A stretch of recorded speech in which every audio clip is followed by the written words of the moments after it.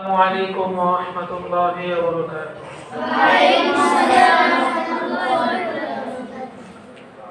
بسم الله الرحمن الرحيم. إن الحمد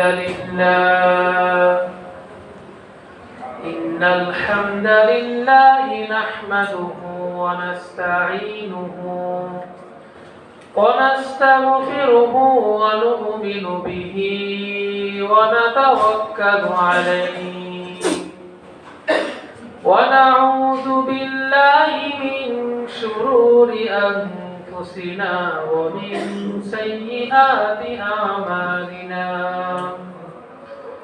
من يهده الله فلا مضل له ومن يضلله فلا هادي له. ونشهد أن لا إله إلا الله وحده لا شريك له. ونشهد أن سيدنا ومولانا محمدا عبد الله ورسوله الذي أرسله الله بالحق بشيرا ونذيرا وداعيا إلى الله بإذنه وسراجا منيرا.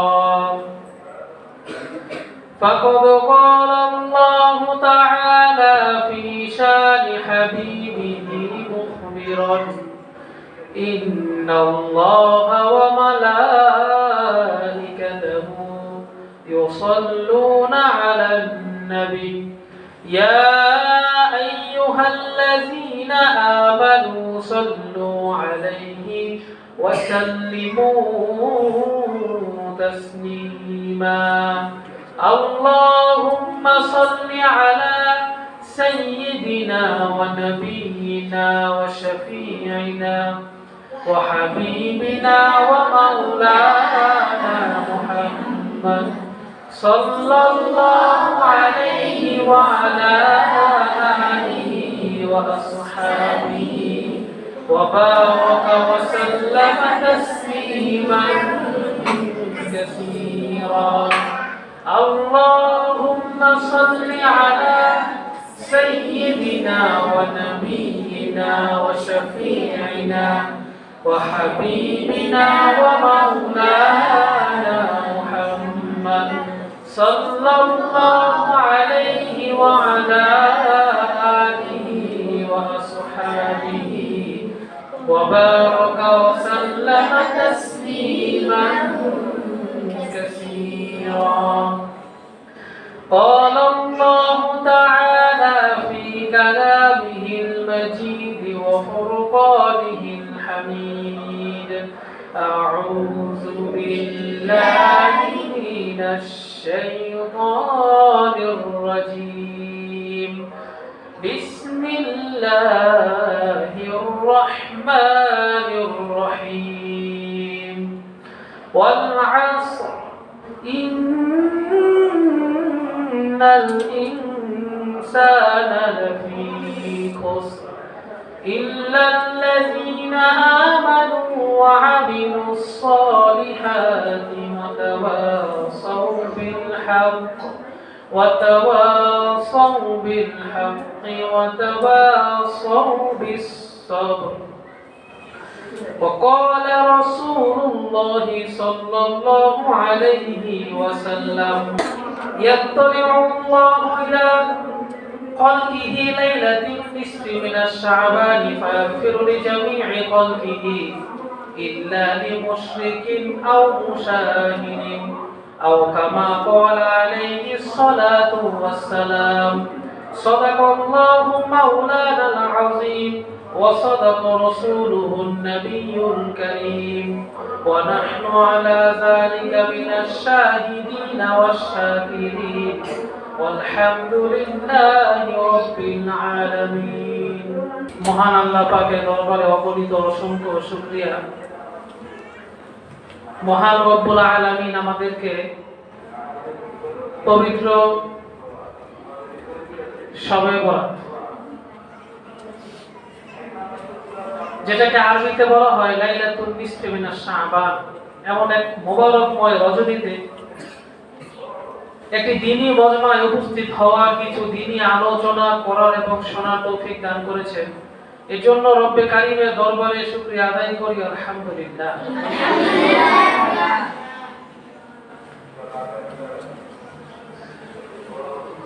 শবে বরাত শব্দটি মূলত ফার্সি, আমাদের হুজুর আলোচনা করেছেন, এর আগে আপনারা শুনেছেন। সব শব্দের অর্থ রাত্রি, সব শব্দের অর্থ রাত্রি। আর এই বরাতের অনেকগুলো অর্থ আছে, বরাতের অনেকগুলো অর্থ আছে। ফার্সিতে যদি এর অর্থ নেই তাহলে হয় ভাগ্যের রজনী। কি রজনী? মানে যে রাত্রে মানুষের ভাগ্য লেখা হয়। আবার আরবিতে যদি অর্থ নেই সেক্ষেত্রে এটার সঠিক অর্থ হয় যে মাগফিরাতের রজনী।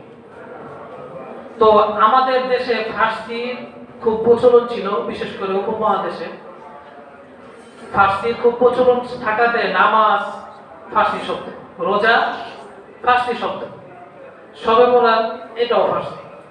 তো এইভাবে এই জিনিসটা আমাদের পুরো উপমহাদেশে একটা প্রচার প্রসার ঘটেছে যে শবে বরাত। এখন কয়েকটা প্রশ্নের আলোকে আমি আসলে আলোচনা করব। এক নম্বর প্রশ্ন হচ্ছে, আসলে শবে বরাত বলতে কোনো কিছুর অস্তিত্ব আছে কি না?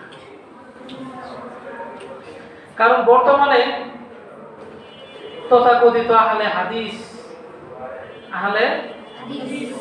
আমি তাদেরকে আহলে হাদিস মনে করি না। যদি আহলে হাদিস হইতো তবে তাদের আমল হইতো সত্যিকার অর্থে আহলে হাদিস যেমন হওয়া উচিত, অর্থাৎ আল্লাহ রাসূল সাল্লাল্লাহু আলাইহি সাল্লামের হাদিসগুলোকে সমন্বয় করে যেভাবে আমল করে, কোনো বাড়াবাড়িও নাই, কোনো ছাড়াছাড়িও নাই। কিন্তু তারা শুধু সহিহ হাদিস খোঁজে। কি হাদিস খোঁজে? সহিহ হাদিস দিয়ে কি জীবনের সব কিছুকে প্রতিষ্ঠিত করা সম্ভব? না। এই আহলে হাদিসদের যে মাদ্রাসা জামিয়া সালাফিয়া, এটা কোন সহিহ হাদিসে আছে? এটা কোন সহিহ হাদিসে আছে? এই যে আমাদের বর্তমানে এই যে মাদ্রাসার মধ্যে যে বিভিন্ন বিভাগ আছে না, তাফসীর বিভাগ, হাদিস বিভাগ, নুরানি, নাজারা, মক্তব, এগুলা কোন সহিহ হাদিসে আছে?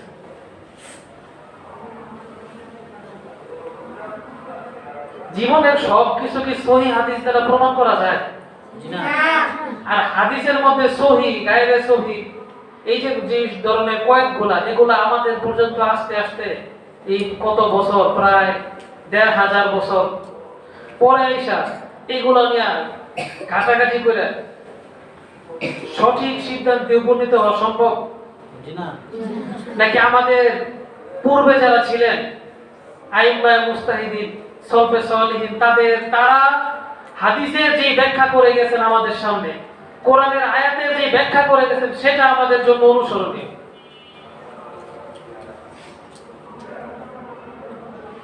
কথা বুঝেন কিনা? তাদের দলিলগুলো আগে বুঝি। তারা বলে যে শবে বরাতের কোনো অস্তিত্ব নাই, যেমন এই প্রথম তারা শবে বরাতের অস্তিত্ব নাই হিসাবে বলে যে শবে বরাত সম্বন্ধে যে সকল হাদিসগুলো আছে সবকটা জয়ীফ। সবকটা জয়ীফ মানে দুর্বল হাদিস। আচ্ছা, হাদিস দুর্বল হয় কিভাবে? হাদিসের কি পরিভাষা সম্বন্ধে দুই একটা কথা বলে। এই যে জয়ীফ হাদিস, সহিহ হাদিস, এই বিষয়গুলো আসলে কি? আল্লাহ রাসূল সাল্লাল্লাহু আলাইহি সাল্লামের সময় থেকে আমাদের পর্যন্ত যে হাদিস পৌঁছেছে, বিশেষ করে যে সকল কিতাব পর্যন্ত, যেমন সবচেয়ে বিশুদ্ধ কিতাব বুখারী শরীফ, তাই না? ইমাম বুখারী রাহমাতুল্লাহ আলাইহি পর্যন্ত যে হাদিসগুলো পৌঁছাইছে, এই প্রত্যেকটা হাদিস একজন ওস্তাদ তার ছাত্রকে বর্ণনা করছে, তার ছাত্র তার ছাত্রকে বর্ণনা করছে, এরকম করতে করতে আসছে না? জি। হাদিস বর্ণনার ক্ষেত্রে যারা হাদিসের বিশারদ ছিলেন, মুহাদ্দিসিন কিরাম রাহিমাহুল্লাহ তাআলা, তারা যারা ছিলেন, তারা এত সূক্ষ্ম চুলচেরা বিশ্লেষণ করেছেন যে কোন রাবী অর্থাৎ যিনি হাদিস বর্ণনা করেন তার মধ্যে যদি স্মৃতি শক্তির একটু কমতি থাকতো, সেটাকেও তারা হাদিসের তার বর্ণনার দুর্বলতা হিসাবে চিহ্নিত করত। একটু স্মৃতি শক্তি কম, একটু এতটুকু থাকলেও তারা কি মনে করতেন যে না, তার যেহেতু স্মৃতি শক্তি কম, তিনি যে হাদিস বর্ণনা করছেন এটার সাথে সাথে একই ধরনের হাদিস এই শব্দ অনুপাতে আরো কেউ কেউ বর্ণনা করেছেন কিনা, যদি করে থাকেন তবে এই হাদিসটা নেওয়া যেতে পারে, অন্যথায় এই হাদিস এভাবে নেওয়া যাবে না। এই যে বিষয়টা চুলচেরা বিশ্লেষণ করে তারা হাদিসকে সংগ্রহ করেছেন, এটা হচ্ছে যেটা হাদিস, এটা দুর্বলতা। কতটুকু দুর্বলতা? হয়তোবা হাদিসের রাবী যিনি হাদিসকে বর্ণনা করেছেন তার স্মৃতি শক্তির মধ্যে একটু দুর্বলতা ছিল।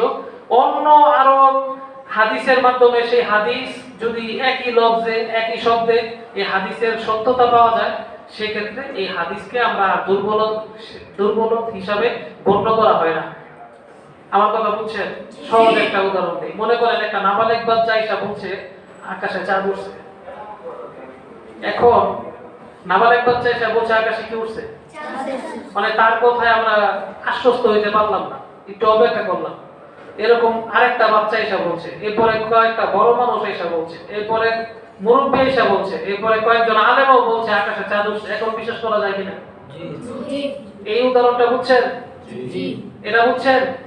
এটা যদি বুঝে থাকে তাহলে বুঝুন, ওই যে বললাম যে একজন রাবী হয়তো তার স্মৃতি শক্তি একটু কম, সে একটা কথা বলছে, সেটাই তারা কিতাবের মধ্যে একেবারে অকাট্য হিসেবে ধরে নেন নাই, তারা অপেক্ষা করছে আরো কেউ বলে কিনা। এতটা চলছেরা বিশ্লেষণ করে তারা হাদিস গ্রহণ করছে। এখন এত বছর পরে এসে যদি বলেন যে শবে বরাতের কোনো হাদিস নাই, হাদিসগুলো সব জয়ীফ, তাহলে আমরা বলবো যে আপনি হয়তো হাদিস বুঝেন না, অথবা আপনার আরেকটু লেখাপড়া দরকার আছে। তাদের দলিলগুলো আগে দেখ যে তারা কি দলিলের ভিত্তিতে শবে বরাত নাই, শবে বরাতে কোনো আমল নাই বলতে চায়, তাদের দলিলগুলো আগে দেখ। তারা সুনান ইবনে মাজাহ 1388 নম্বর হাদিস, এই হাদিসের ব্যাপারে তারা বলে এই হাদিসটা অত্যন্ত দুর্বল, কারণ এই হাদিসে একজন রাবী আছে, তার অর্থাৎ হাদিস বর্ণনাকারী আছে, যার তার উস্তাদের থেকে সাক্ষাৎ হয়েছিল কিনা এটা নিয়ে নাকি সন্দেহ আছে। ঠিক আছে, তারা বলতে চায় যে হাদিসটা অত্যন্ত দুর্বল। হাদিসটা হচ্ছে এমন: ইজা কানা লাইলাতুন নিসফু মিনাশ শাবানি ফাকুমু লাইলাহা ওয়া সুমু নাহারাহা ফাইন্নাল্লাহা ইয়ানজিলু লিগুরুবিশ শামসি ইলাদ দুনিয়া ফাকুলু আলা মিন মুস্তাগফিরিন ফাগফিরু লাহু আলা মিন মুস্তারজিকিন ফারযুকুহু আলা মিন মুবতালান ফাউআরিফুহু হাত্তা ইয়াতলুল ফাজর, হাত্তা ইয়াতলুল ফাজর। এই হাদিসের মধ্যে লাইলাতুন নিসফি মিনাশ শাবান অর্থাৎ শাবানের 15তম রাত্রি অর্থাৎ 14ই শাবান দিবাগত রাত্রি, এই যে রাত্রির ব্যাপারে যে হাদিস, যে হাদিসের মধ্যে আল্লাহ তাআলা বলতেছেন যে এই হাদিসটা, এই হাদিসের মধ্যে যে আল্লাহ রাসূল সাল্লাল্লাহু আলাইহি ওয়াসাল্লাম বলতেছেন যে আল্লাহ তাআলা মাগরিবের পরপরই আসমানে আসেন এবং তার বান্দাদেরকে ডাকতে থাকেন, আলা মিন মুস্তাগফিরিন ফাগফির লাহু, কেউ কি আছো যাই ক্ষমা পাইতে চাও, গুনাহগার আমার কাছে ক্ষমা চাও, আমি ক্ষমা করে দেব। আলা মিন মুস্তারজিকিন, কারো কি রিজিকের অভাব আছে, আমার কাছে রিজিক চাও, আমি তার রিজিকের অভাবকে আমি দূর করে দেব। সুবহানাল্লাহ। আলা মিন মুবতালান, কেউ কি আছো অসুস্থ বিপদগ্রস্ত, আমার কাছে চাও, ফাওয়ারিফু, আমি তার বিপদকে দূর করে দেব, আমি তার অসুস্থতাকে সুস্থতা দিয়ে দেব। সুবহানাল্লাহ। হাত্তা ইয়াতলুল ফাজর, এই পর্যন্ত কতক্ষণ চলতে থাকে? ফজর পর্যন্ত। তারা বলতে চায় যে হাদিসটা দুর্বল, অতএব এই হাদিসের উপর আমল করার প্রয়োজন নেই, এটা তাদের দলিল। তারা এই হাদিসের দুর্বল বলে। দেখেন এরপরে আরো কিছু হাদিস আনি। এরপরে দ্বিতীয় নাম্বার হাদিস, ইন্নাল্লাহা ইয়ানজিলু লাইলাতান নিসফি মিনাশ শাবানি ইলা সামাঈদ দুনিয়া ফায়াগফিরু লিআকসারা মিন আদাদিশ শা'রিল গনামিল কালব। এটা বলতেছেন যে এই হাদিসের মধ্যে আছে যে আল্লাহ তাআলা লাইলাতুন নিসফি মিনাশ শাবান অর্থাৎ শবে বরাতের রাতে আল্লাহ তাআলা কোথায় আসেন?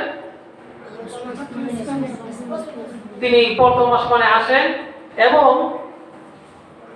ফায়াগফিরু লিআকসারি মিন আদাদ ওয়া ফায়াগফিরু তিনি ক্ষমা করে দেন লিআকসারি মিন আদাদিশ শা'রিল গনামিল কালব, যে বনি কালব গোত্রের যতগুলা ছাগল আছে এই ছাগলগুলার গায়ে যত পশম আছে এই পরিমাণ মানুষকে ক্ষমা করে দেন। তো এই লাইলাতুন নিসফি মিনাশ শাবান এটা যদি ওই যে বললাম যে তার কথা যদি দুর্বল হয় তো দুইটা হাদিস সমর্থনে আছে না? তো ওই যে বললাম যে আকাশে কি উঠছে, একটা নাবালেগ বাচ্চা বলছে, ভালো করে বিশ্বাস হয় না, আরেকজন এসে বলছে, আরেকজন এসে বলছে, আলেম বলছে, বিশ্বাস হবে কি এবার? এই যে দুইটা হাদিস, তারা কি এগুলা হাদিস দেখে নাকি না আমার সন্দেহ আছে, তারা কি পড়াশোনা না নাকি মুসলমানদের মধ্যে বিভেদ সৃষ্টি করার জন্য এই কাজগুলো করে থাকে। তারপরে 3 নাম্বার হাদিস, এটা হচ্ছে বাইহাকি শরীফের হাদিস। এই হাদিসটাকেও তারা যায়িফ বলে। এই হাদিসের মধ্যে রয়েছে ইয়াত্তালিউ আল্লাহু লাইলাতান নিসফি মিনাশ শাবানি ফালা ইয়াগফিরু ইল্লা লিল মুমিনিন ওয়া ইউমহিলুল কাফির ওয়া ইয়াদউ আহলাল হিকদি বিহিকদিহিম হাত্তা ইয়াদউহু। এই জায়গার মধ্যে লাইলাতুন নিসফি মিনাশ শাবানের একটা কথা বলা আছে, সেটা হচ্ছে যে এই রাতে আল্লাহ তাআলা সকল মুমিনদেরকে মাফ করে দেন, কিন্তু কাফেরদেরকে ক্ষমা করেন না। এবং যারা পরস্পর বিদ্বেষ পোষণ করে, হিংসা আছে, মানে একজনের প্রতি আরেকজনের ভিতরে বিদ্বেষ রয়েছে, এই বিদ্বেষ পোষণকারীদেরকে তাদের অবস্থার উপর ছেড়ে দেন যতক্ষণ না তারা তাদের বিদ্বেষ থেকে মুক্ত হয়। যদি মুক্ত হয় তওবা করে আল্লাহ তাআলা তাদেরকেও মাফ করে দেন।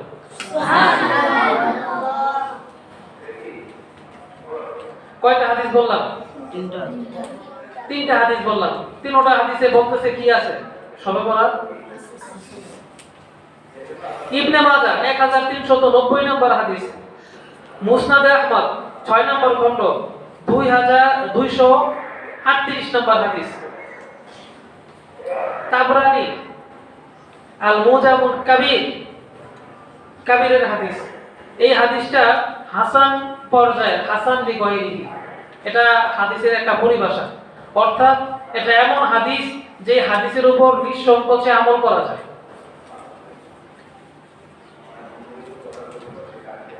কোন আমলের হাদিস, ফজিলতের হাদিস যদি হাসান পর্যায়ে হয়ে যায়, সে আমলের ফজিলতের হাদিসের উপর নিঃসংকোচে আমল করা যায়। এই হাদিসে কি বললেন?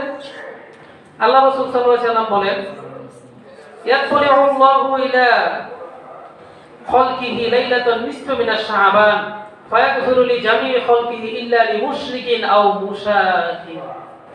যে আল্লাহ তাআলা লাইলাতুন নিসফি মিনাশ শাবান, শবে বরাতের রাত্রিতে তার বান্দাদের দিকে এক বিশেষ রহমতের দৃষ্টি দান করেন।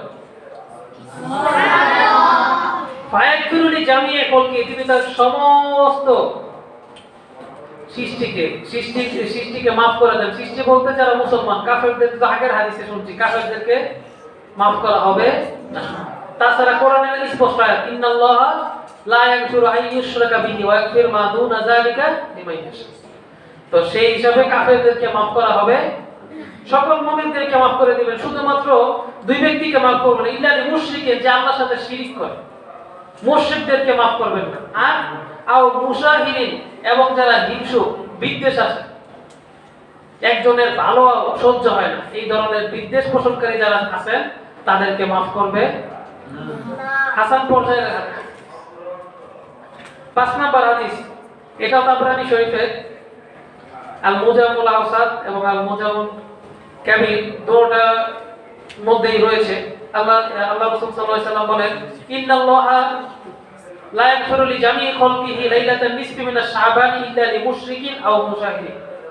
কাছাকাছি লফজের হাদিস।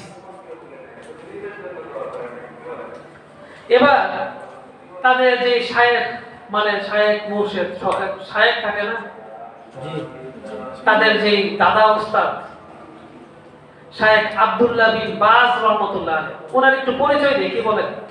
ওনার পুরো নাম হচ্ছে আব্দুল আজিজ বিন আব্দুল্লাহ বিন বাজ। তিনি কে ছিলেন?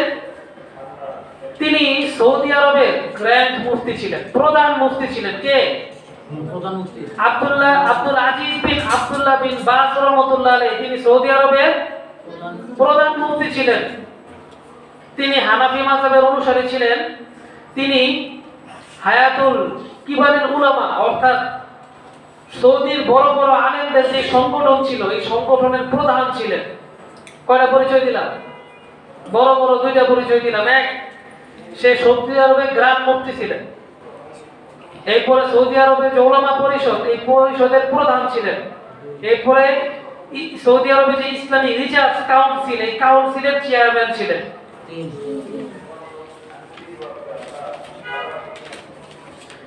কিছু হইলেই সৌদির দিকে ইশারা করে, কই সৌদিতে 8 টাকা তারা দিব না। কই ওই যে করোনায় কয়েকদিন পড়ছিল দিকে, কিছু হইলেই সৌদি, এই সৌদি গ্রান্ড মুফতির ফতোয়া কি বলি দেখ শুনে নেবা। তার একটা কিতাব আছে, এই কিতাবের নাম হচ্ছে হুসনুত তাওহীদ।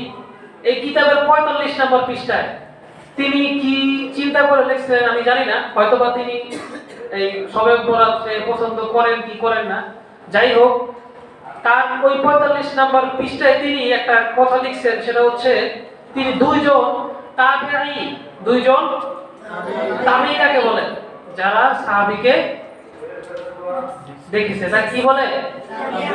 সাহাবীকে যিনি স্বচক্ষে দেখেছেন ঈমানের সাথে এবং ঈমানের উপর মৃত্যুবরণ করেছেন, তাকে কি বলে? তাবেঈ। আল্লাহ রাসূল সাল্লাল্লাহু আলাইহি ওয়াসাল্লামের হাদিস যে খায়রুল কুরুনি সুম্মাল্লাযিনা ইয়ালুনাহুম সুম্মাল্লাযিনা ইয়ালুনাহুম, আমার যুগটা হচ্ছে সবচেয়ে উত্তম যুগ, তারপরে উত্তম যুগ হচ্ছে আমার সাহাবায়ে কেরামের যুগ, তারপরে উত্তম যুগ হচ্ছে তাবেঈদের যুগ।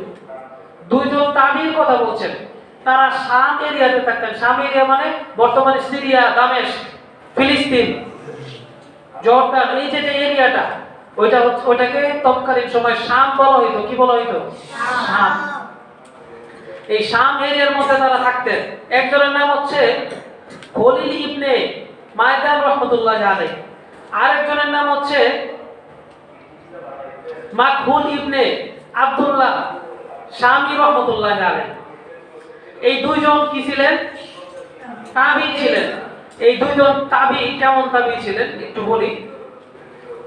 মুসলিম শরীফ, তিরমিজি শরীফ, নাসাই শরীফ, আবু দাউদ শরীফ, ইবনে মাজাহ, কয়টা কিতাবের নাম বলছি?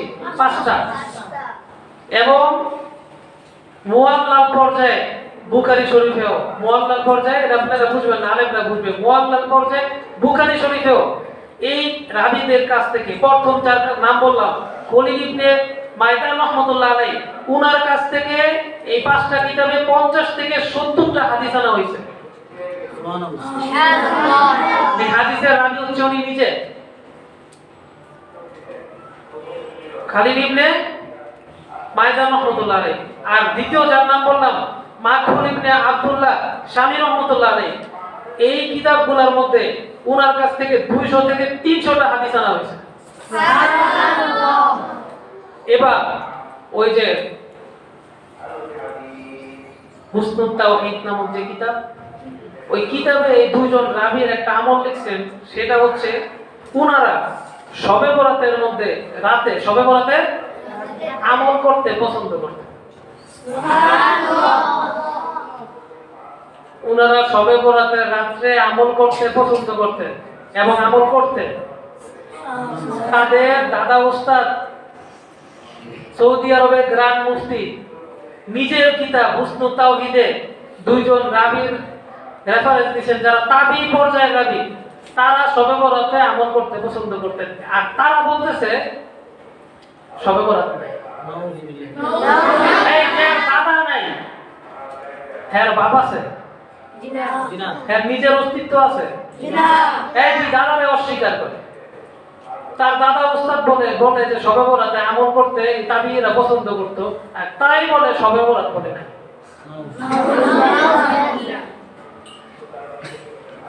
তাহলে তাদের এই গাঁজাখড়ি কথা শোনা যাবে? জি না। যাবে? জি না। আল্লাহ তাআলা আমাদেরকে হেফাজত করুন। আমিন। সবে বরাত আছে নাকি নাই? আছে। সবে বরাত তাহলে আছে না? জি। তাহলে সবে বরাতের আমল কি? তা সবে বরাত যেহেতু আছে তাহলে সবে বরাতের আমল আছে না? জি। সবে বরাতের প্রধান আমল কি? সবে বরাতের প্রধান আমল হচ্ছে নিজের অন্তর থেকে হিংসা বিদ্বেষ দূর করা, কলুষ মুক্ত অন্তর। ঠিক। সবে বরাতের প্রধান আমল হচ্ছে সারা রাত্র নফল ইবাদত নয়, এটা প্রধান আমল নয়। সবে বরাতের প্রধান আমল হচ্ছে সারাদিন রোজা রাখা না, এটা প্রধান আমল না। আল্লাহ তাআলা বলছে মাফ করে দিবেন। কারে মাফ করে দিবেন? যারা সবাইকে মাফ করে দিবেন, জানি কলকি সবদের মাফ করে দেব, খালি হিংসুকদের মাফ করব। তো হিংসা রাখা যাবে কি? আপনারা কি ঘুমাই যেতেছেন নাকি? জি না। আমার থেকে বেশি ওরা হয়ে গেলে জি না। নাকি আমি বলতে বললে ওরা হইলাম, আপনারা শুনতে শুনতে ওরা হয়ে গেলে? জি না। সবে বরাতের প্রধান আমল কি? হিংসা বিরোধ করা। কি দূর করতে হবে? হিংসা পরস্পরিকাতরতা, আরেকজনের উন্নতি দেখলে ভিতরে জ্বলে, আরেকজনের সাথে একটা মন মালিন্য হয়েছে, বছরের পর বছর এগুলা পয়সা রাখলাম, এর সাথে আর কোনো সম্পর্ক নাই, এরকম যারা ওই তাদের হালতে ছেড়ে দেব। মাফ, আগে নিজেরা সমাধান হয়ে আসো, তারপরে আল্লাহর কাছে সমাধান। এক ব্যক্তি হাসপাতালের বেডে আছে, সে কি সবে বরাতের ফজিলত পাবে না? জি। হ্যাঁ, পাবে তো, যদি তার অন্তরটা কলুষ মুক্ত থাকে। আল্লাহ তাআলা পবিত্র কোরআনে ইরশাদ করেন, আউযু বিল্লাহি মিনাশ শাইতানির রাজীম, বিসমিল্লাহির রাহমানির রহিম, ইয়াওমা লা ইয়ানফা'ু মালু ওয়ালা বানুন ইল্লা মান আতাল্লাহু বিকলবিন সালিম। ওই দিন, কিয়ামতের দিন, যখন আল্লাহর কাছে হিসাব দিতে হবে, ওই দিন ইয়াওমা লা ইয়ানফা'ু মালু ওয়ালা বানুন, এই ধন সম্পদ সন্তান সন্ততি কোনো কাজে আসবে না। ইল্লা মান আতাল্লাহু বিকলবিন সালিম, যে ব্যক্তি একটা কলুষ মুক্ত নির্ভেজাল আত্মা অন্তর আল্লাহর কাছে নিয়ে আসবে, যেই অন্তরের মধ্যে কারোর প্রতি কোনো হিংসা নাই, বিদ্বেষ নাই, পরশ্রীকাতরতা নাই, রিয়া নাই, লোক দেখানো নাই, কিছু নাই, ফ্রেশ একটা হৃদয় নিয়ে আল্লাহর কাছে উপস্থিত হবে। এই কলবের দাম আছে, এই কলবটা সেদিন তাকে জাহান্নাম থেকে বাঁচাবে। কেমন কলব? ইল্লা মান আতাল্লাহু বিকলবিন সালিম। আল্লাহ তাআলা আমাদেরকে দান করুন, আমিন, সবাইকে দান করুন, আমিন। এই সম্বন্ধে একটা সুন্দর হাদিস আছে, হাদিসের একটা ঘটনা আছে, শুনবেন? জি। একবার আল্লাহ রাসূল সাল্লাল্লাহু আলাইহি সাল্লাম একটা মজলিসে আলোচনা করতেছিলেন অথবা মজলিসে বসেছিলেন, এমন সময় হঠাৎ বললেন যে আজকে এই যে এখানে একজন এখন যে ব্যক্তি সর্বপ্রথম প্রবেশ করবে সে জান্নাতি, অথবা বললেন যে তোমাদের মাঝখানে এখন এক ব্যক্তি প্রবেশ করবে সে জান্নাতি, অথবা তোমরা যদি কেউ জান্নাতি ব্যক্তি দেখতে চাও তো এই ব্যক্তিকে দেখবে, এরকম আগমন করা হয়েছে। আল্লাহ রাসূল সাল্লাল্লাহু আলাইহি ওয়াসাল্লাম বলছেন যে এক ব্যক্তি আগমন করবে, সে কি? জান্নাতি। সবাই অপেক্ষায় আছে, কি দেখবো? জান্নাতি ব্যক্তি দেখবো। জান্নাতি ব্যক্তি দেখতে হবে না? জি।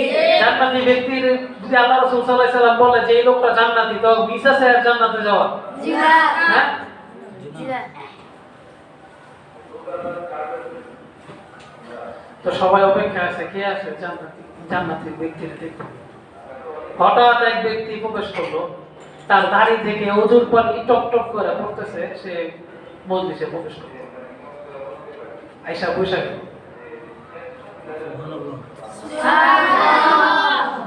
এই পরের দিন আবার বলছে যে তোমাদের মাঝখানে এখন একটা জান্নাতি ব্যক্তি প্রবেশ করবে। সবাই আবার বসে আছে, এবার জান্নাতি ব্যক্তিটা দেখবো। আবার ওই তৃতীয় দিন আবার যে তোমাদের মাঝে এখন এক জান্নাতি ব্যক্তি প্রবেশ করবে। তো তৃতীয় দিন আবার সে আসছে। এখন আল্লাহ রাসূল সাল্লাল্লাহু আলাইহি সাল্লামের এক সাহাবী তিনি আল্লাহ রাসূল সাল্লাল্লাহু আলাইহি সাল্লামের কাছে বললেন যে তিনি আল্লাহ রাসূল সাল্লাল্লাহু আলাইহি সাল্লামের এই কথা তিনি বিস্মিত হয়েছে। জান্নাতি ব্যক্তি 3 দিন একই লোক আসছে, এই জান্নাতি ব্যক্তির আমল আমাকে দেখতে হবে। আমল ওই লোকের কাছে গিয়ে বললেন যে ভাই, আপনার ঘরে আমি 3 রাত একটু থাকতে চাই, আমাকে একটু থাকার ব্যবস্থা করে দেন। ওই ব্যক্তি রাজি হলেন, ঠিক আছে থাকো। রোলেন কি দেখতে হইব? আমল দেখতে হইব না?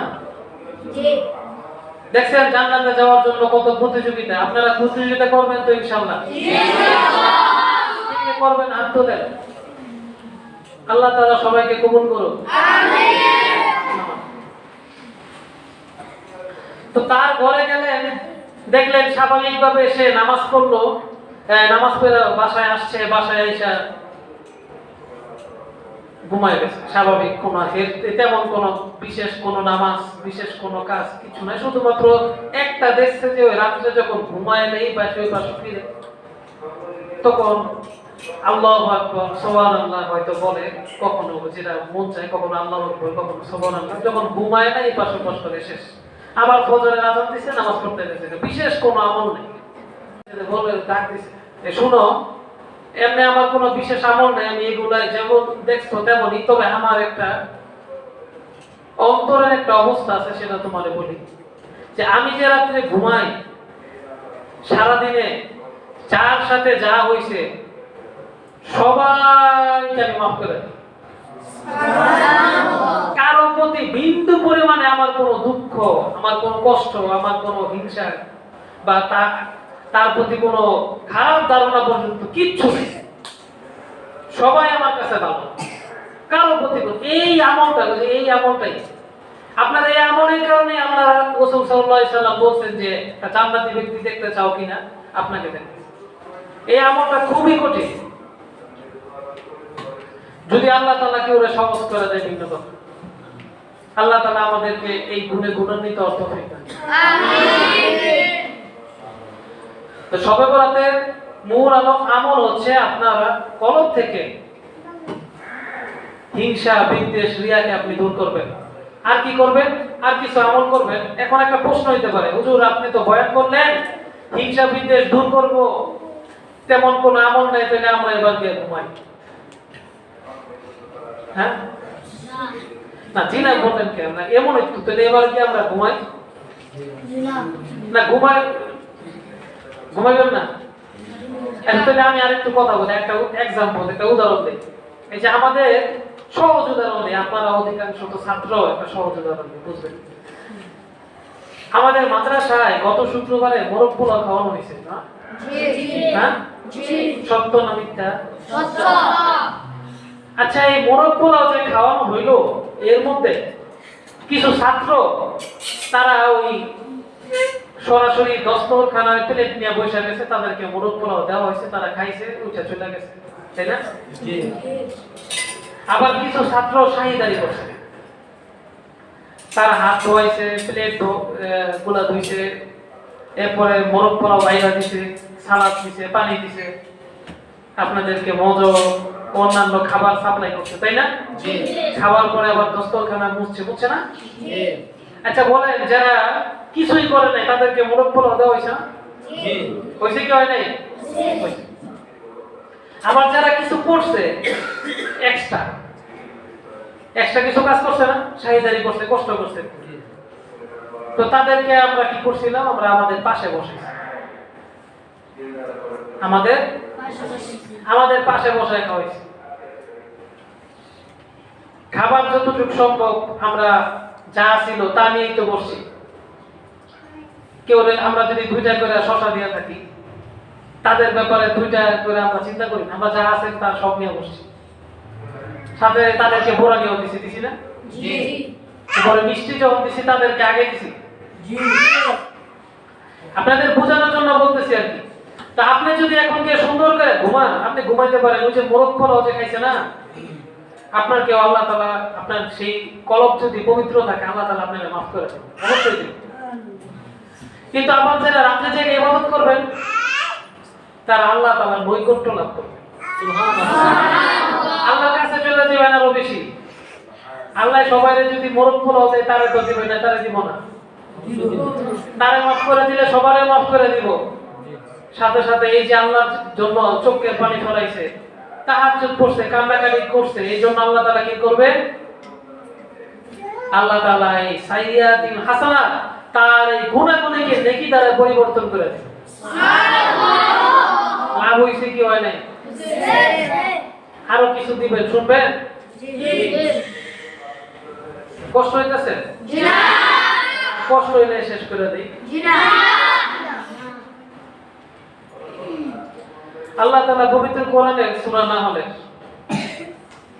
97 নম্বর আয়াত আল্লাহ তাআলা বলেছেন, আউযু বিল্লাহি মিনাশ শাইতানির রাজীম, বিসমিল্লাহির রহমানির রহিম, মান আমিলা সালিহাম মিন যাকারিন আও উনসা ওয়া হুয়া মুমিনুন ফালানুহইয়ান্নাহু হায়াতান তাইয়্যিবা ওয়া লানাজজিয়ান্নাহুম আজরাহুম বিআহসানি মা কানু ইয়ামালুন। আল্লাহ তাআলা বলতেছেন, মান আমিলা সালিহাম মিন যাকারিন আও উনসা, একজন ব্যক্তি সে পুরুষ হোক মহিলা হোক, সে যদি নেক আমল করে,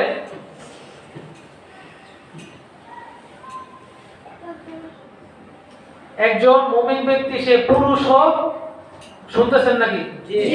মহিলা হোক, সে যদি নেক আমল করে, ফালানুহইয়ান্নাহু হায়াতান তাইয়্যিবা, আমি তাকে একটি পবিত্র জীবন উপহার দেব। এবং তাকে এমন এক পুরস্কার কিয়ামতের দিন তাকে আমি দান করব, যে প্রতিদান সে কল্পনাও করে নাই। এমন একটা প্রতিদান তাকে দিব, যে প্রতিদান সে কল্পনাও করে নাই, সেই প্রতিদান সে জানেই না। আল্লাহ তাআলা এই আয়াতের সাপোর্ট আল্লাহ রাসূল সাল্লাল্লাহু আলাইহি ওয়াসাল্লামের হাদিস, আল্লাহ তাআলা জান্নাতীদেরকে এমন কিছু দান করবে যে মা লা আইনুন রাআত ওয়ালা উযনুন সামিআত ওয়ালা খাতরা আলা কলবি বাশার, যে এমন কিছু দিবেন যে জিনিস কোন চোখ দেখে নাই, কোন কান শুনে নাই, কোন অন্তর সেটাকে কল্পনাও করতে পারে না। সুবহানাল্লাহ। তো যারা রাত্রে জেগে ইবাদত করবে তাদের জন্য কিছু আছে না নাই? আছে। আল্লাহ রাসূল সাল্লাল্লাহু আলাইহি সাল্লামের হাদিস, মিশকাত শরীফের হাদিস, আল্লাহ রাসূল সাল্লাল্লাহু আলাইহি সাল্লাম ইরশাদ করেন, ইজা আহসানা আহাদুকুম ইসলামাহু, যখন তোমাদের মধ্যে কোনো ব্যক্তি সে তার ইসলামকে, তার মুসলমানিত্বকে সুন্দর করে, মানে কি? মুসলমানিত্বকে সুন্দর করে মানে কি? এক নাম্বার কাজ, তার হাতের দ্বারা, মুখের দ্বারা কোন ব্যক্তি কোনো কষ্ট পায় না।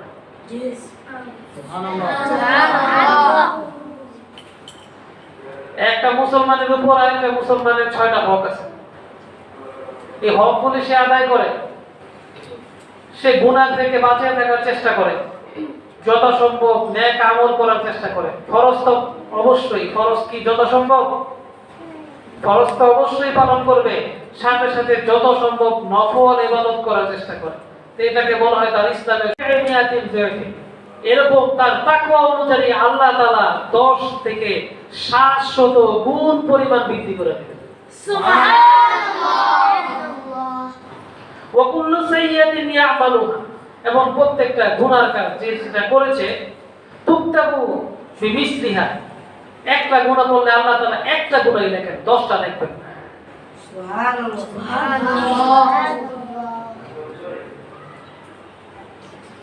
কতক্ষণ পর্যন্ত লিখবেন? হাত্তা ইয়ালকাল্লাহু আযজা ওয়া জাল্লা, যতদিন পর্যন্ত আল্লাহর সাথে সাক্ষাৎ হয়, অর্থাৎ মৃত্যুবরণ করে। তো আমরা আমাদের জীবনকে ভাই সুন্দর করি। সবার আগে নিজের ইসলামকে সুন্দর করি। কেমন ইসলামকে সুন্দর করবো? আমি সুন্নত তরিকায় চলি, আমি দাঁড়িয়ে রাখার চেষ্টা করি, আমি সুন্নত তরিকায় চুল রাখি, আমি সুন্নত তরিকায় পোশাক পরি, আমি সুন্নত তরিকায় আমার পুরো জীবনটাকে ওঠানোর চেষ্টা করি। তারপরে মুসলমানের যে হকগুলো আছে, এই হকগুলো আমরা আদায় করি। সাথে সাথে আল্লাহর যে হকগুলো আছে, এই হকগুলোকে সঠিকভাবে আদায় করি। তো আল্লাহ তাআলা আমাদেরকে কি করবেন? আমাদের একটা নেকিকে আল্লাহ তাআলা 700 গুণ পর্যন্ত বাড়াই দেবেন। সুবহানাল্লাহ। আল্লাহ তাআলা আমাদেরকে আমল করার তৌফিক দান করুন। আমিন। তাহলে আমরা শবে বরাতে যার যার সাধ্য অনুযায়ী আমল করব। এখানে কিছু উদ্ধৃতি কথা থাকে, যেমন শবে বরাতের কিছু বেদাতি কাজও আছে, কিছু বেদাতি কাজও, যেমন সব দলে বলে মিলে একেবারে একটা অনুষ্ঠানের মতো করে কবরস্থান জিয়ারত, কবরস্থানকে বিভিন্ন লাইটিং এ সজ্জিত করা, এটা একটা উৎসবের মতো হয়ে যায়। এটা কোন সাহাবার আমল ছিল, কোন তাবিঈর আমল ছিল না। আমল হিসাবে কবরস্থান কবর জিয়ারত করা এটাও একটা আমল, কিন্তু এইভাবে না। কথা বুঝছেন? এই যে একটা কথা বলি, হালুয়া রুটি না, আচ্ছা হালুয়া রুটি খাওয়া কি হারাম নাকি? না। এই হালুয়া রুটি খাওয়া হারাম? না। খাবার হারাম হয়, হালাল খাবার হারাম হয়? জি না। না। এখন যদি আপনি মনে করেন যে না হালুয়া রুটি বানাইতেই হবে, নাইলে গুনাহ হবে, হালুয়া রুটি না খেলে শবে বরাতের কেমন জানি শবে বরাতটা বুঝাই গেল না, শবে বরাতটা গায়ে লাগলো না, এই যে এগুলো যদি আপনি জোর জবরদস্তি করেন, কিছু করেন, তো এটা হালুয়া রুটিকে যে কোনো কিছুই তো আপনি মানে ওয়াজিব নয় কি কোনো কাজ নিজের উপর ওয়াজিব বানায় নিলেন, শরীয়তে যেটার মধ্যে যেটা চাপায় দেয় নিজের উপর চাপায় নিলেন, এটাই তো বেদাত।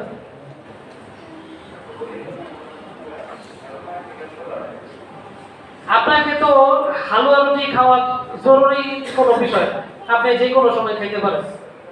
এরকম শবে বরাতের রাত্রে কবর জিয়ারত এমন কিছু না যে এটা শবে বরাতের স্পেশাল কোনো আমল। হ্যাঁ, আল্লাহ রাসূল সাল্লাল্লাহু আলাইহি সাল্লাম শবে বরাতের রাত্রে জান্নাতুল বাকিতে যাইতেন, একা একা যাইতেন, গিয়া কান্নাকাটি করতেন। কিন্তু এখন একা যেতে পারবেন? গেলে দেখবেন কবরস্থান লাইট দিয়ে সাজায় একেবারে কি একটা অবস্থা, ঢুকতেই পারবেন না, ঢুকার আগে না হইলেও 10টা ফকির মহিলার সাথে থাকা লাগবে। জি। আমি বানায় বলতেছি না, আপনি গিয়া দেখেন। তো এইভাবে তো উৎসব করে কবর জিয়ারত করা তো কোনো উৎসব নয় রে ভাই। এটা কবর দেখলে মানুষের নিজের কবরের কথা মনে হওয়ার কথা, কবর দেখলে ভয় আসার কথা। ওসমান রাদিয়াল্লাহু তাআলা কবর দেখে কাঁদতেন, দাড়ি ভিজে যেত। তো আপনি এত কাঁদেন কেন? কবর হচ্ছে একটা এই মানুষের মৃত্যুর পরে প্রথম ঘাঁটি। এই কবরের সওয়াল জবাব, কবরের আযাব থেকে যে বেঁচে যাব, বাকি মন্দির গুলোতে সে পার হয়ে যাবে।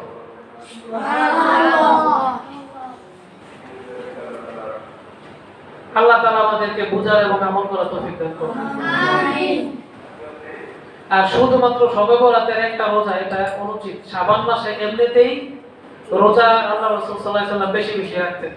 অতএব আমরা শুধু একটা রোজা রাখবো না, আমরা শাবান মাসে যেহেতু বেশি বেশি রোজা রাখার কথা আছে, আমরা রোজা রাখবো। আল্লাহ তাআলা আমাদেরকে তৌফিক দান করুন। আমিন। আল্লাহ তাআলা আমাদেরকে বুঝার এবং আমল করার তৌফিক দান করুন, সঠিকভাবে শবে বরাতকে পালন করার তৌফিক দান করুন। আমিন। আসসালামু আলাইকুম ওয়া রাহমাতুল্লাহি ওয়া বারাকাতুহু।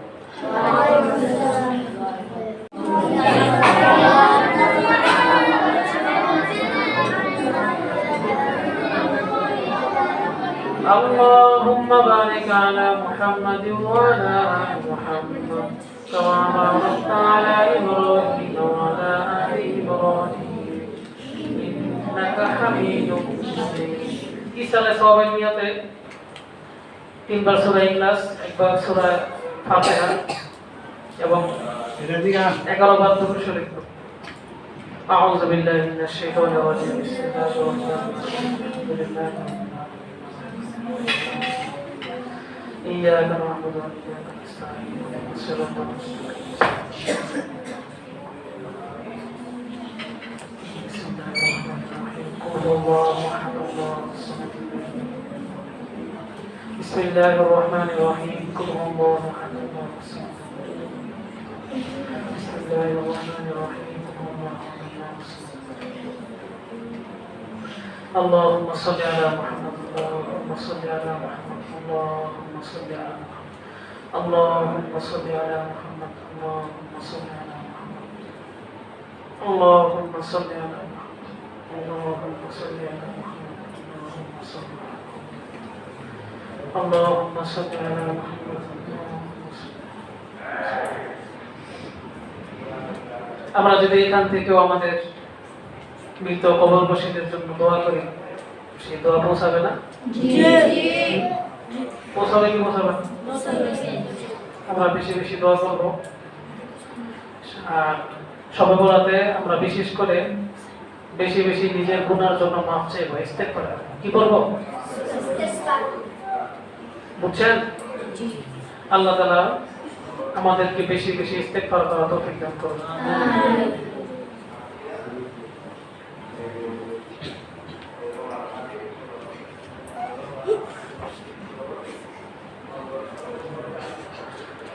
اللهم آمين. ربنا ظلمنا أنفسنا وإن لم تغفر لنا وترحمنا لنكونن من الخاسرين.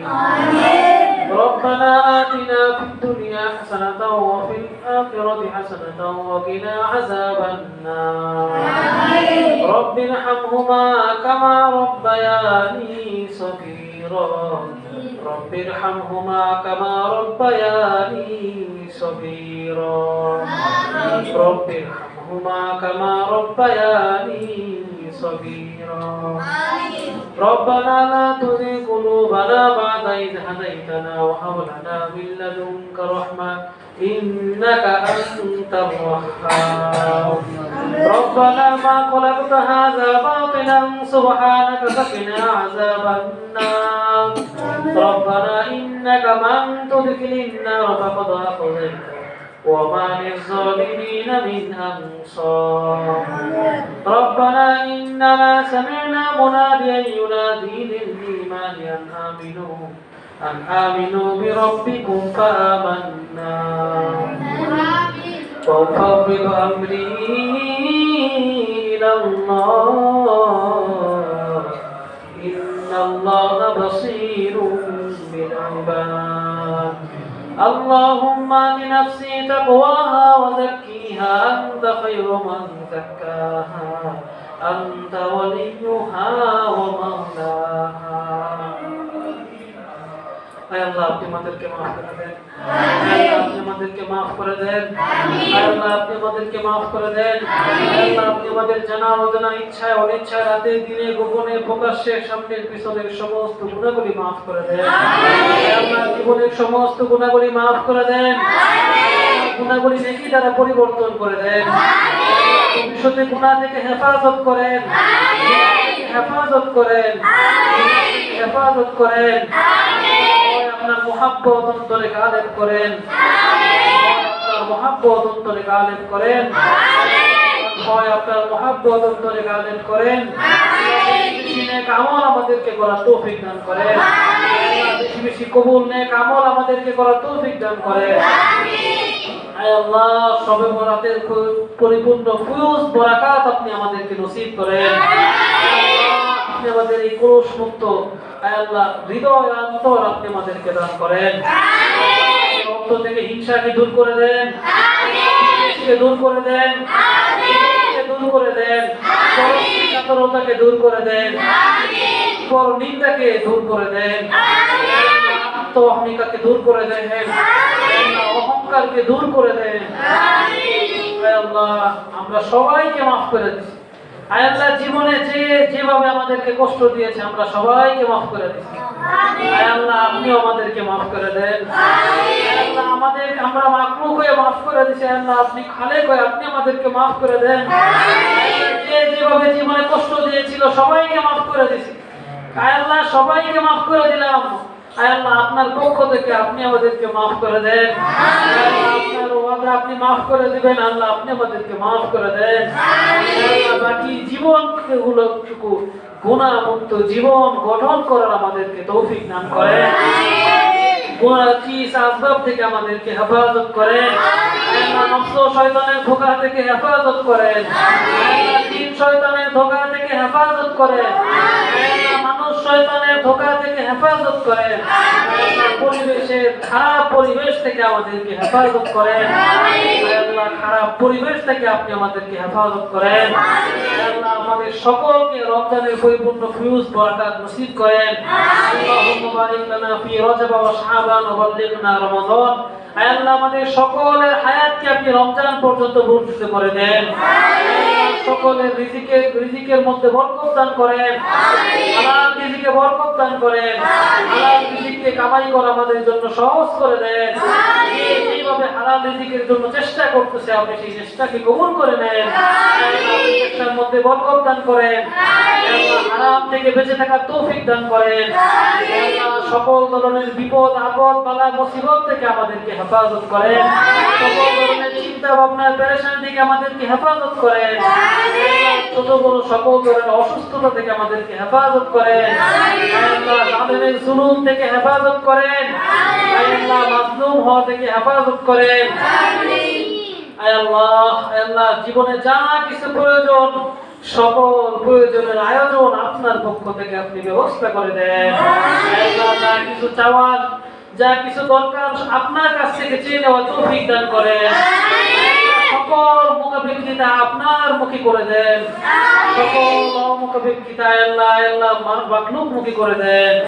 মাখলুকের কাছে দ্বারস্থ হওয়া থেকে আপনি হেফাজত করেন, ঋণগ্রস্ত হওয়া থেকে হেফাজত করেন, ঋণগ্রস্ত হওয়া থেকে হেফাজত করেন, বাস্তবের কঠিন অবস্থা থেকে আমাদের সকলকে আপনি হেফাজত করেন। আমাদের আত্মীয় স্বজন পরিবার পরিজন আল্লাহ যারা কবরবাসী হয়ে গেছে সবাইকে মাগফিরাত করে দেন। অনেকের মা নাই আল্লাহ, অনেকের বাবা নাই আল্লাহ, কবরবাসী হয়ে গেছে আল্লাহ, আপনি মাফ করে দেন আল্লাহ, আপনি মাফ করে দেন আল্লাহ, আপনি কবরকে জান্নাতের টুকরা বানায় দেন আল্লাহ। যাদের বিধবা জীবিত আছে সকলের বিধবাকে নেক হায়াতে তৈয়বা দান করেন, হায়াত আপনি তাদেরকে নসিব করেন, হায়াত আপনি তাদেরকে নসিব করেন। আপনি আমাদের পিতা মাতার জন্য, আমাদের ওস্তাদদের জন্য, আমাদের মুরব্বীদের জন্য সদকায়ে জারিয়া হিসেবে কবুল করে নেন। আল্লাহ আমাদের বংশ থেকে কিয়ামত পর্যন্ত সদকায়ে জারিয়ার এই ধারাবাহিকতাকে আপনি বহাল রাখেন। আল্লাহ আপনি আমাদের ইলমের মধ্যে বরকত দেন, আমাদের মধ্যে বরকত দেন, তাকওয়ার মধ্যে বরকত দেন আল্লাহ, তাকওয়ার মধ্যে বরকত দেন আল্লাহ। বেশি বেশি কবুল নেক আমল আমাদেরকে করার তৌফিক দান করেন আল্লাহ, বেশি বেশি কবুল নেক আমল আমাদেরকে করার তৌফিক দান করেন আল্লাহ। সকল কবরবাসীকে আপনি মাফ করে দেন। হযরত আদম আলাইহিস সালাম তো মুসলিমান কবরবাসী হয়ে গেছে, সকল কবরবাসীকে আপনি মাফ করে দেন আল্লাহ। যত লোক হাসপাতালে বেড়ে রয়েছে সকলকে আপনি সুস্থতার নিয়ামত দান করেন। আমাদের যত আত্মীয় স্বজন অসুস্থ সকলকে সুস্থতার নিয়ামত দান করেন। আমাদের পরিবারের মধ্যে যারা অসুস্থ সকলকে সুস্থতার নিয়ামত নসিব করেন আল্লাহ। আল্লাহ যারা মাজলুম রয়েছে তাকে আপনি তাদের জালেমের জুলুম থেকে আপনি হেফাজত করেন। যারা বিনা দোষে জেলখানার মধ্যে বন্দী রয়েছে তাদের মুক্তির ব্যবস্থা করে দেন আল্লাহ। আপনি আমাদেরকে আল্লাহ আপনার খাস বান্দাদের অন্তর্ভুক্ত করে দেন আল্লাহ, খাস বান্দাদেরকে অন্তর্ভুক্ত করে দেন আল্লাহ। জামিয়া হানাফিয়াকে আপনি কবুল করেন আল্লাহ, জামিয়া হানাফিয়াকে আপনি কবুল করেন আল্লাহ। জামিয়া হানাফিয়া যারা আসছিল যারা আছে আল্লাহ, ভবিষ্যতে যারা আসবে সকলকে আপনি কবুল করে নেন আল্লাহ, সকলকে আপনি যুগের শ্রেষ্ঠ ওলি হিসাবে কবুল করে নেন আল্লাহ। ছাত্রদেরকে মন খুলে প্রাণ খুলে আল্লাহ ছাত্রদেরকে দরস ও তাদরিসের তৌফিক দান করেন আল্লাহ। ছাত্রদেরকেও আল্লাহ যুগ শ্রেষ্ঠ আলেম হিসাবে আপনি কবুল করে নেন আল্লাহ। ওস্তাদদের জন্য সদকায়ে জারিয়া হিসাবে আপনি কবুল করেন আল্লাহ। মাদ্রাসার দানকারী সাহায্যকারী প্রতিষ্ঠাতা জমিদাতা সকলকে আপনি কবুল করে নেন আল্লাহ। যাদের সন্তানদেরকে মাদ্রাসায় পড়ার জন্য দিয়েছে তাদেরকেও আপনি কবুল করে নেন আল্লাহ। যারা মাদ্রাসায় বিভিন্ন সময় দান করে সকলকে আপনি কবুল করে নেন সকলের এই আল্লাহ। যারা বিভিন্ন সময় ভালো কথা বলে পরামর্শ দেয় অন্তত মাদ্রাসার সাথে মহাব্বত রাখে সকলকে আপনি কবুল করে নেন সকলের এই সম্পৃক্ততাকে আপনি কিয়ামতের দিন নাজাতের উসিলা হিসেবে কবুল করে নেন আল্লাহ। জামিয়া হানাফিয়াকে হানাফি মাযহাবে মারকাজ হিসেবে কবুল করে নেন আল্লাহ। পুরো পৃথিবীর জন্য আপনি কবুল করে নেন হাজার হাজার শাখা পুরো পৃথিবীতে যেন ছড়িয়ে পড়তে পারে সেই ব্যবস্থা করে দেন আল্লাহ। জামিয়া হানাফিয়ার প্রত্যেকটা তাওহীদ ইলমকে আপনি কবুল করে নেন, আমাদেরকে পুরো দুনিয়া জুড়ে খিদমত করার তৌফিক দান করেন আয় আল্লাহ। দিনের সকল মেহনতকে আপনি কবুল করে নেন। যে যেভাবে দিনের মেহনত করতেছে সঠিক তরিকায়, আল্লাহ সকল মেহনতকে আপনি কবুল করে নেন। সকল মাসাজিদগুলোকে আপনি কবুল করে নেন। সকল মাদ্রাসাগুলোকে আপনি কবুল করে নেন। আল্লাহ এই মাদ্রাসার চতুর্পাশের পরিবেশকে দ্বীনি পরিবেশ বানায় দেন। আল্লাহ দ্বীনি পরিবেশ বানায় দেন। প্রত্যেক অনেক পুরুষকে আল্লাহ মসজিদে এসে জামাতের সাথে নামাজ পড়া তৌফিক দান করেন। আল্লাহ প্রত্যেক মহিলাকে পর্দা করা তৌফিক দান করেন। আল্লাহ ঘরে নামাজ পড়ার তৌফিক দান করেন। আল্লাহ এক জান্নাতি পরিবেশ আপনি আমাদেরকে দান করেন। আল্লাহ সামনে নির্বাচন, যেই দল জয়যুক্ত হলে আমাদের আল্লাহ মুসলমানদের স্বার্থ রক্ষা হবে। আল্লাহ মানুষের ঈমান আমলের হেফাজত হবে। আল্লাহ মানুষের জীবনযাত্রা সুন্দর হবে, সিন্ডিকেট বন্ধ হবে। আল্লাহ জুলুম নির্যাতন রাহাজারি বন্ধ হবে। সেই দলকে আপনি ক্ষমতায় আসার তৌফিক দান করেন। এই কারণে মানুষ জিম্মি হয়ে যাবে, সিন্ডিকেট হবে, জিনিসপত্রের দাম বাড়বে, মানুষের প্রতি জুলুম অত্যাচার হবে। এরকম দল থেকে আপনি আমাদেরকে সকলকে হেফাজত করেন। সকলকে হেফাজত করেন। আল্লাহ দিলে অনেক চাওয়া পাওয়া রয়েছে, আমি জানি না। আল্লাহ সকলের জায়েজ চাওয়া পাওয়াকে আপনি কবুল করে নেন। আল্লাহ কি আপনার কাছে কি চায় আল্লাহ আপনি তো জানেন। আল্লাহ সকলের হাতের দিকে একটু তাকান। আল্লাহ সবাই আপনার কাছে দিকে হাত পেতে রাখছে। আল্লাহ আপনি চাইলে আমাদের সকলের চাওয়া পাওয়াকে এক মুহূর্তে কবুল করে নিতে পারেন। আল্লাহ যে চায় তার সকলের জায়েজ চাওয়া পাওয়াকে আপনি কবুল করে নেন। আল্লাহ এই চাওয়ার মধ্যে যদি খারাপই থাকে আপনি খারাপিকে বাড়াই দ্বারা পরিবর্তন করে দেন। আল্লাহ আপনার নবী হুজুর পাক সাল্লাল্লাহু আলাইহি সাল্লাম, আল্লাহ সাহাবায়ে কেরাম, তাবিঈন, তাবিঈন, উলামায়ে হক্কানি রব্বানি বুজুর্গ দিনের আল্লাহ যা কিছু আপনার কাছে চাইছে আমরা চাই আমাদেরকে দান করেন। আল্লাহ যা কিছু থেকে পানা চাইছে আল্লাহ আমরাও পানা চাই, আমাদেরকে হেফাজত করেন। আল্লাহুম্মা ইন্নী আসআলুকা মা সাআলাকা আবদুকা ওয়া নাবিয়্যুকা মুহাম্মাদিন সাল্লাল্লাহু আলাইহি ওয়াসাল্লাম ওয়া আউযু বিকা মা ইসতাআযাকা মিনহু আবদুকা ওয়া নাবিয়্যুকা মুহাম্মাদিন সাল্লাল্লাহু আলাইহি ওয়াসাল্লাম। আনতাল মুস্তাআন ওয়া আলাইকাল বালাগ ওয়া লা হাওলা ওয়া লা কুওয়াতা ইল্লা বিল্লাহ। আয় আল্লাহ আমাদের সকলের দোয়াকে আপনার নবী হুজুর পাক সাল্লাল্লাহু আলাইহি ওয়াসাল্লামের উসিলায় আপনি কবুল করে নেন। আল্লাহ আমাদের যার হাতকে আপনি পছন্দ হয় তার হাতের উসিলায় আপনি কবুল করে নেন। আয় আল্লাহ আপনি রব্বি কারীম আপনার সুন্দর সুন্দর সিফতি নামের উসিলায় আমাদের দোয়াকে আপনি কবুল করে নেন। আয় আল্লাহ আমরা সবাই জান্নাত চাই। আয় আল্লাহ সকলে জান্নাতে যেতে চাই। আয় আল্লাহ জান্নাত তো আপনি কাউকে দিবেন, আপনি তো আমাদের জন্যই জান্নাতকে বানাইছেন। আয় আল্লাহ আমাদের সকলকে আপনি জান্নাতি বানায় দেন। আপনাকে হুজুর পাক সাল্লাল্লাহু আলাইহি সাল্লামের সাথে জান্নাত দিবেন। আয় আল্লাহ আমরাও তো সেখানেই যেতে চাই। আয় আল্লাহ আমাদের সকলকে আপনি হুজুর পাক সাল্লাল্লাহু আলাইহি সাল্লামের সাথে জান্নাতে থাকার ব্যবস্থা করে দেন। কিভাবে দুনিয়াতে চললে, কিভাবে আমল করলে, আয় আল্লাহ কিভাবে নিজের জীবনকে গঠন করলে নিয়ামত পাওয়া যায় আমাদের সেভাবে চলার তৌফিক দান করেন। আয় আল্লাহ আমরা বড় দুর্বল, আমরা বড় অসহায়। আয় আল্লাহ আমরা অনেক খারাপ, আমরা অনেক পাপিষ্ঠ, আমরা এইভাবে চলতে পারবো না। ঘাড়ে ধরে ধরে আপনি আমাদেরকে চালায় নেন। আয় আল্লাহ আমরা শুধু জাহান্নামীদের আমল করতে পছন্দ করি। আয় আল্লাহ আমরা গুনাহ করতে পছন্দ করি। গুনাহ স্বাদ লজ্জত আমাদের মধ্যে ঢুকে গেছে। আয় আল্লাহ গুনাহ থেকে আমাদেরকে হেফাজত করেন। জাহান্নামীদের আমল থেকে আমাদেরকে হেফাজত করেন। আমরা কেউ জাহান্নামে যাইতে চাই না। আয় আল্লাহ আমাদের সকলকে আপনি জাহান্নাম থেকে হেফাজত করেন। আয় আল্লাহ সকলকে জাহান্নাম থেকে হেফাজত করেন। জাহান্নাম থেকে হেফাজত করেন। আয় আল্লাহ আমাদের বেশি বেশি জান্নাতীদের আমল করার তৌফিক দান করেন। আয় আল্লাহ রমজান মাস, কোরআনের মাস, বেশি বেশি আমাদের কোরআন তিলাওয়াত করার তৌফিক দান করেন। আল্লাহ বেশি বেশি কোরআন তেলাওয়াত করার, কোরআন বোঝার, শিখার, কোরআনের উপর আমল করার তৌফিক দান করেন। আমিন। আল্লাহ কিয়ামতের দিন আপনার নবী, আল্লাহ আপনার নবী হুজুর পাক সাল্লাল্লাহু আলাইহি সাল্লাম এই উম্মতের ব্যাপারে যেরকম সুপারিশ করবে, আল্লাহ এই উম্মতের ব্যাপারে একটা অভিযোগ রয়েছে। আল্লাহ আপনি আমাদের এই কোরআনের অভিযোগ থেকে আমাদেরকে হেফাজত করেন। আল্লাহ যেভাবে কোরআনের উপর আমল করা দরকার, তিলাওয়াত করা দরকার, আমাদের সেইভাবে কোরআনের উপর আমল করা, তিলাওয়াত করা তৌফিক দান করেন। আল্লাহ আপনি আমাদের সকলের দোয়াকে কবুল করে নেন। সকলের দোয়াকে আপনি কবুল করে নেন। আপনার নবী হুজুর পাক সাল্লাল্লাহু আলাইহি সাল্লামের উসিলায় আমাদের সকলের দোয়াকে আপনি কবুল করে নেন। সুবহান রাব্বিকা রাব্বিল ইজ্জাতি আম্মা ইয়াসিফুন ওয়া সালামুন আলাল মুরসালিন আলহামদুলিল্লাহি রাব্বিল আলামিন।